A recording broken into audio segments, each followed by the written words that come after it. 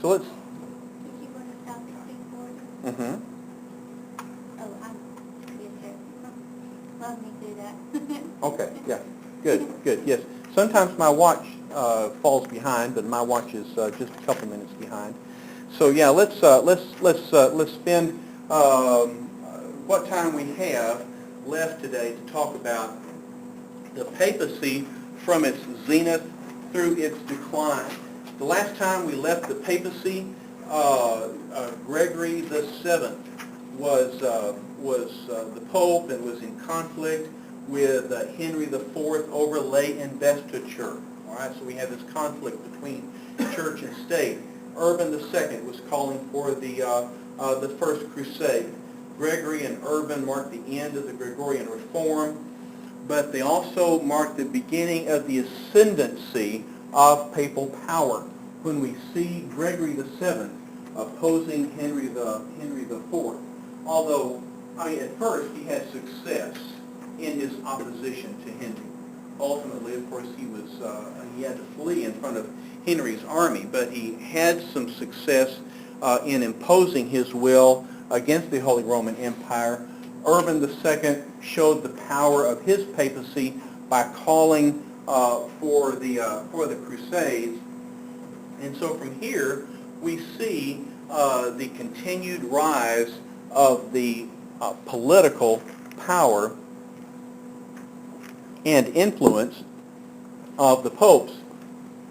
Continuing conflict between the papacy and the Holy Roman Empire. Frederick I, Frederick Barbarossa, whom we just talked about as leading one of the Crusades and dying during it, he had supported a series of anti-popes. He opposed the Pope Alexander III. The allegiances of Europe were divided, but ultimately malaria defeated Frederick, and so he was forced to submit to Alexander III. So Alexander III dominates Frederick I. All right, Alexander III is involved in a conflict in England between Thomas Becket, who is Archbishop of Canterbury, and King Henry II. An interesting story about Thomas Becket. He had began his career as a friend of Henry II and as Chancellor of England. But then when the Archbishop of Canterbury died, Henry II had a great idea. I'm going to appoint my friend Thomas as Archbishop of Canterbury. And then my friend Thomas will have the political authority of his position as Chancellor and the religious authority in his position as the Archbishop of Canterbury. Well, it didn't work out like that, because once Thomas Becket became Archbishop, he was overwhelmed by his sense of responsibility to the church. Okay? And so he resigned as Chancellor, and then he began to oppose Henry in matters where the state infringed upon the authority of the church. One such area was the authority in ecclesiastical trials. If a clergyman committed a crime, Thomas insisted that the trial would be held in the church. Henry wanted to try the clergy in royal courts, so Henry passed the Constitution of Clarendon to enforce the state's authority over the clergy. Well, Thomas denounced Clarendon. Henry then falsely accused Thomas of embezzlement during his time as Chancellor, and so Thomas then was forced to flee England and went to France, and there he appealed to Alexander. Well, Alexander really wasn't that supportive of Thomas, but he did negotiate for his return. But then when Thomas returned, he found that many of the bishops in England had capitulated to Henry, and so Thomas excommunicated them. And so Thomas returns to England after his exile, but he still is belligerent in his opposition to Henry. Henry, exasperated by Thomas's stubbornness, in a public gathering said, "Who will rid me of this monk?" Well, four of his knights overheard him say this, and thinking that he meant it literally, they took it upon themselves to ride through the night and find Thomas performing Mass at Canterbury on December 29th in 1170, and they murdered him right there at the altar. So, after this, Henry was put in a terrible position because his knights, acting supposedly on his orders, had murdered the Archbishop of Canterbury. And so the Pope then was able to use his authority to demand that Henry repent. And Henry indeed had to publicly take off his robes and receive a whipping as penance for his crime. And then was also forced to concede the rights of the Ecclesiastical Trial to church. And so thus that conflict between church and state was resolved. And in 1173, Thomas Becket was canonized as a saint.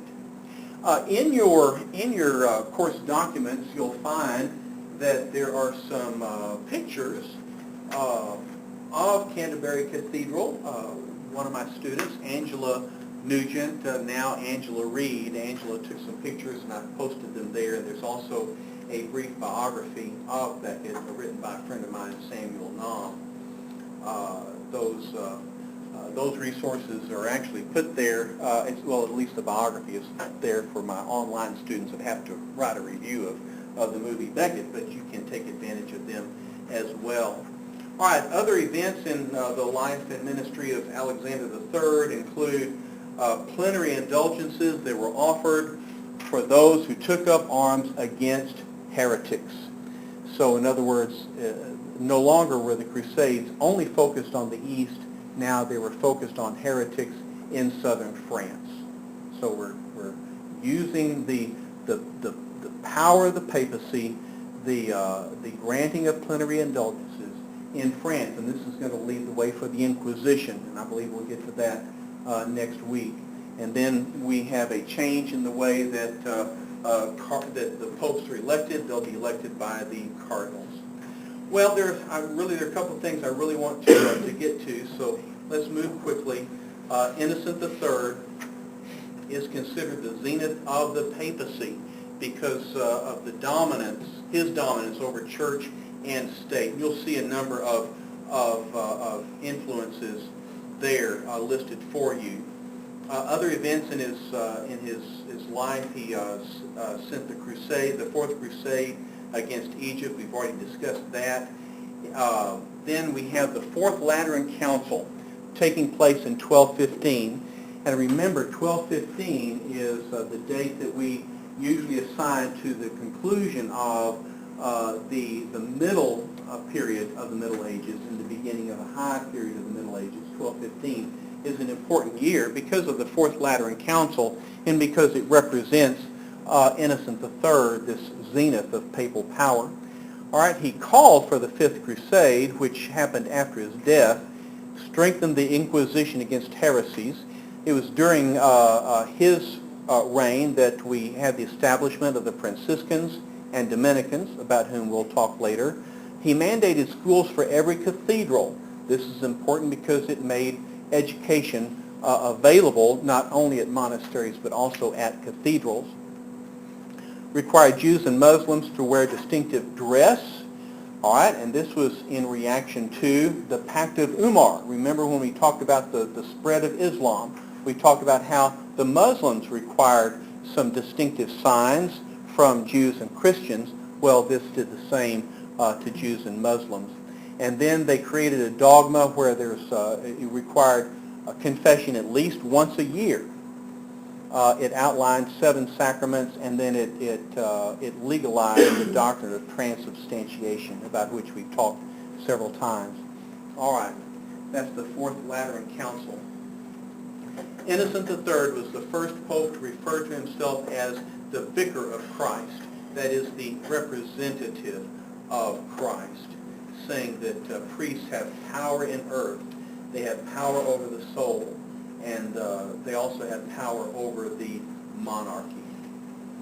All right, the next major pope came at the end of the 13th century, and that was Boniface VIII. Boniface VIII has an interesting story that I must tell you because of his predecessor. His predecessor was Peter of Moroni, and Peter was a hermit who lived in a cave in a mountain close to Naples, Italy. And when it came time to elect a pope, the cardinals felt that they wanted someone especially spiritual and holy to be the next pope. And so the cardinals decided on Peter of Moroni. So they actually went to his cave and convinced him to leave his cave and to be the pope. But he wouldn't come to Rome. Instead, he went to Naples and lived in the palace of the king of Naples. But even though he was pope, he still wanted to live like a monk, and so he had a cell built in the palace, and from there he tried to run the church. Well, obviously, coming out of a very simplistic lifestyle, he was incapable of running what the church had become in terms of its union with church and state, its wealth, its power. And so the cardinals were very dismayed about his inept rule. Well, there was a cardinal named Benedict Gaetani who took it upon himself to do something about this inept pope. And so he created a speaking tube, and at night he would insert it into the cell where the pope, who's named Celestine V, where Pope Celestine was sleeping. And so he'd speak into the tube and say, "Abdicate, abdicate, or suffer the flames of hell." So he did this several nights in a row, and finally Celestine got the idea that God was telling him to abdicate. And so only 15 weeks later, he abdicated the papacy. This is important in history because this is the last pope to abdicate voluntarily until Benedict XVI this century. Okay? I mean, like this year. All right, so he abdicated. Well, 10 days later, guess who the cardinals elected to be pope? Benedict Gaetani. And so he became Pope Boniface VIII. Now, for his coronation, he rode upon a white horse. His pomp was a stark contrast to Celestine's humility. His first acts were to rescind all of Celestine's orders and to arrest Celestine. So he put him in prison, and then Celestine said this to Boniface: "You have entered like a fox, you will reign like a lion, you will die like a dog." And that's just about what happened. Benedict got involved in a war between Edward I of England and Philip IV of France, and he forbade clergy to contribute to the kings for their war. He delivered this edict, Unum Sanctum, which said that Christ's two swords were under the Pope's control. If you look at Luke 2:38, it's the passage in the Garden of Gethsemane when Jesus says, "Take up your sword," and Peter said, "Here we have two swords. That's enough." Well, the spiritual sword was wielded by the Pope. The temporal sword was wielded by the magistrate, but the temporal sword was subservient to the church. He was not able to enforce this kind of papal power, but that was his intent. Well, he abused his power by taking money for positions. He placed members of his family in high positions. Ultimately, Philip in retaliation, had Boniface kidnapped and humiliated, tortured. He was ridden through the city backwards, and when he was released, shortly after that he died, and Philip spread the rumor that he committed suicide. So he died like a dog. His arrogant over-assertion of papal power set the stage for the next two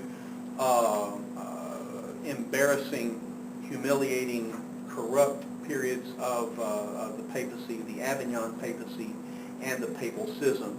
So, as we saw, Gregory VII began the ascent, Innocent III reached the zenith, and Boniface VIII descended the foothills of papal power.